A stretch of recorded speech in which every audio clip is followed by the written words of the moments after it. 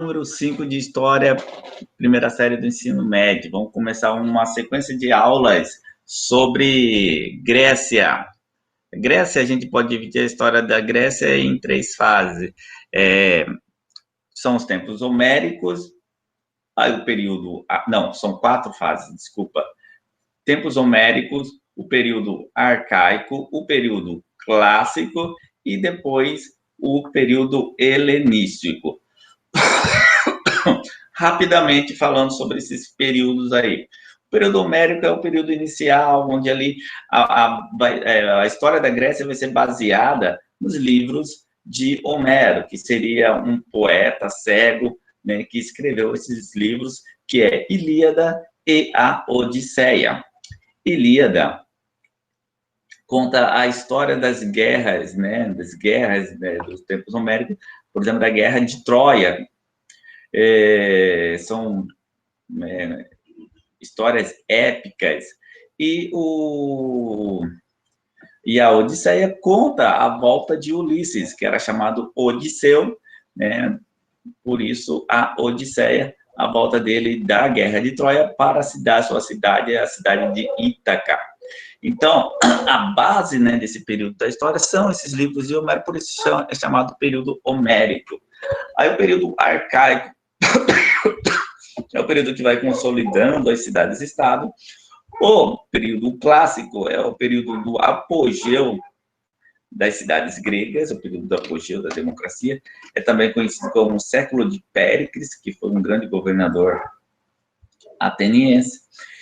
Mas só que é nesse período clássico que nós vamos ter as guerras internas entre os gregos, que vão levar à fragilização da Grécia e aí a consequência, a invasão de Alexandre o Grande da Macedônia, que a Macedônia fica ao norte da Grécia. E aí eles vão ser dominados por Alexandre o Grande. Mas continua sendo um período grego, por quê?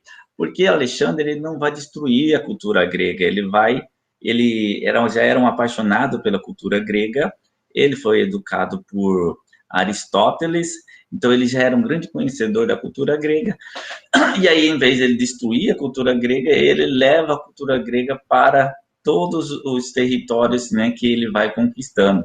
Então, a expansão da cultura grega não se dá durante os períodos em que os gregos... Por quê? Por que não expandia? Porque a Grécia não era um império, eram cidades-estados independentes que ficavam ali fechadinhas em si e não expandiam, não levavam o seu conhecimento para outros povos.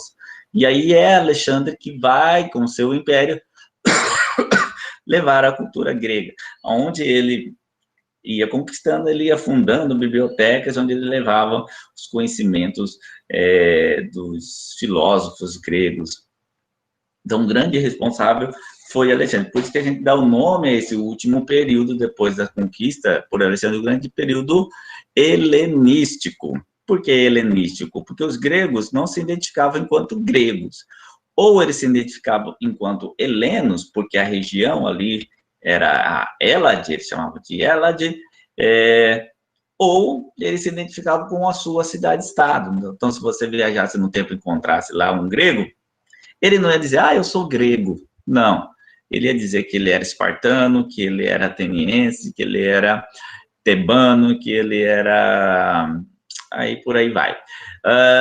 Ou ele ia dizer que ele era heleno, que ele era um habitante da Hélade, que era esse conjunto de cidades-estados independentes. Grego era a língua que eles falavam, né? E a gente que convencionou chamar de Grécia, né? Porque eles mesmos não chamavam de Grécia essa região. Hoje, lá onde, né, formava a Hélade, essa região, tem um país chamado Grécia, que nem de longe, né, dá para se comparar ao que foi a Grécia Antiga, né? A Grécia hoje é um dos países mais pobres da Europa, teve até dificuldades para entrar na União Europeia, né, por causa das suas complicações econômicas. Então, mas tudo começou com uma civilização no meio do mar Mediterrâneo, que foi a civilização cretense, que é uma ilha que tem ali no mar Mediterrâneo, que foi ali para ali que migraram os primeiros povos e começaram a se organizar.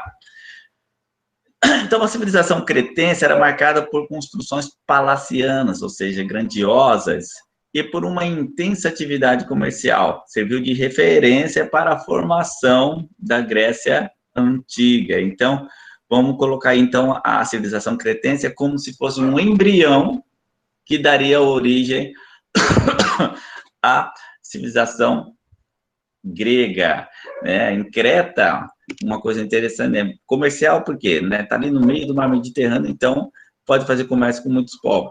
E outra característica era que a sociedade cretense não era patriarcal, era matriarcal, ou seja, as mulheres que mandavam. Por volta de 2000 anos antes de Cristo, tribos indo-europeias, ou seja, que vinham do Oriente, indo, né? Lembra de Índia, né? Do Oriente, indo-europeias, como os aqueus, eólios e jônios, são esses grupos aí que vão formar a Grécia. Aqueus, eólios e jônios. E aí depois vai vir mais um grupo, e esse grupo que vai formar a cidade-estado de Esparta, que vão ser os dórios, que são extremamente violentos e que vão levar essa fragmentação. Essa fragmentação aí da Grécia Antiga. Então, esses aqueus, eólios e jônios estabeleceram contato com a civilização cretense e formaram a civilização micênica na região do Peloponeso. Nós vamos falar mais sobre o Peloponeso mais adiante, quando a gente falar da famosa Guerra do Peloponeso, né, que foi a guerra, né, que levou à fragilização das cidades-estados gregas e o domínio pelo Império Macedônio de Alexandre o Grande. Como eu já havia dito anteriormente, né, aqueus jônios e eólios, né, iniciam ali um nascimento da civilização com os cretenses, né, formando a civilização micênica, e aí tem a chegada desses dórios, né, que vão formar a cidade-estado de Esparta. Lembrando que eles eram extremamente violentos, guerreiros, e é essa a característica da cidade-estado de Esparta, né? Vocês lembram das nossas aulas? Cidade-estado de Esparta era guerreira, o cidadão espartano era um guerreiro, né? Vocês podem assistir o filme 300 de Esparta, tem uma introdução muito boa de como era a organização social de Esparta, ali no início do filme, mostra como que a criança era educada, como que era essa educação militarizada. Então, com a chegada dos dórios, ocorreu a desestruturação da sociedade micênica, tendo como resultado a ruralização e a diminuição das atividades comerciais e o declínio do uso da escrita. Então, essa característica das cidades-estados gregas de serem independentes entre si, cada uma fechada no seu cantinho, foi em si consequência da chegada dos dórios na região, né, um povo extremamente violento que fez com que os outros fossem se fechando. Então, as cidades foram sendo abandonadas e eles foram se ruralizando. Então, essa foi a principal consequência da chegada dórica nessa região. No período homérico, ganhou terreno uma sociedade rural, marcada pela presença das comunidades gentílicas. Então, o núcleo da sociedade era o genus, né? Onde está escrito gentílicas, é um prefixo, né, de genus, né? Então, desses núcleos chamados genus, que vão nascer essas cidades-estados. E essa sociedade, essas comunidades gentílicas, ou genus, era uma extensa família, onde vários casais viviam sob a autoridade de um único chefe, que era o pater família. Essa característica vai estar também presente na sociedade romana. Pater família, o pater família que comandava toda essa grande família. Então, a sociedade era uma grande família. Então, uma sociedade patriarcal. Por isso que lá em Roma, né, o grupo que vai comandar a sociedade, a elite, eles vão ser chamados patrícios, né? Patrícios remonta a descendentes do pater, né? Por isso, né? Patrícios pater, descendentes dos primeiros patriarcas. Nesse núcleo se organizava o oikos, a unidade econômica coletivista que compreendia terras, casas, ferramentas, armas e gado. Então, Genus é a sociedade em si, o oikos é a parte econômica dessa sociedade. Então, era uma sociedade de uma economia coletivista. Havia uma forte tradição oral, em que poetas chamados aedos narravam os feitos heróicos dos antepassados em forma de poesia. Então, era uma sociedade oral, né? A gente percebeu ali que houve uma diminuição, quando com a chegada dos Dórios, houve uma diminuição da escrita.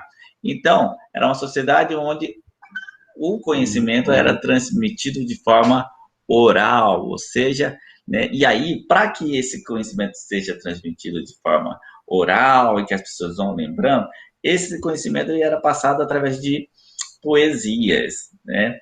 Então, e inclusive os livros aí de Homero, existem alguns estudos que dizem que Homero não era uma pessoa só. Sim, os livros homéricos são um conjunto de vários poemas de vários autores, né? Então, tirando aquela ideia de que existia um poeta só chamado Homero, né? Então, mas vão ter correntes que vão dizer que Homero existiu, e vai ter outras correntes que vão dizer que Homero não existiu. No século 8 a.C., essas histórias foram reunidas na Ilíada e na Odisseia. A Ilíada narra o último ano da Guerra de Troia e a Odisseia o regresso de Ulisses a Ítaca. Foi o que eu falei para vocês na introdução, né? Que a base desse período são esses poemas desses livros atribuídos a esse poeta chamado Homero. Há aqueles que acreditam que Homero não existiu, há aqueles que acreditam que Homero existiu. Eu, né, concordo mais com a ideia de que Homero não existiu e que houve sim essa reunião desses poemas e aí atribuiu-se, né, como se fosse um único autor chamado homérico, né? Aqui a gente vê lá, ó, essas histórias foram reunidas na Ilíada e na Odisseia, ou seja, Ilíada e Odisseia não é um livro de uma pessoa só, mas uma coletânea de poemas épicos. Existe filme também sobre esse período, nós temos os filmes que tratam sobre a Guerra de Troia, e temos um filme também que trata sobre a viagem de Ulisses de volta para Ítaca, chama-se A Odisseia, um filme bastante longo. A Ilíada e a Odisseia estão associadas à identidade grega pela presença de uma língua comum, pela valorização do guerreiro e pela religião. Os deuses, que se assemelhavam aos homens, participavam intensamente dos eventos. Então,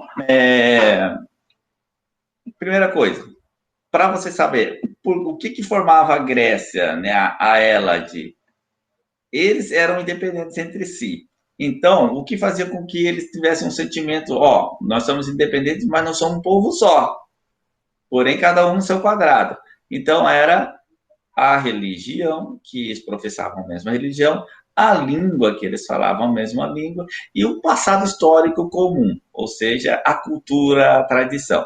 Então, religião, língua, né, e o passado histórico em si. Então, são 3 elementos, a cultura, a religião e a língua.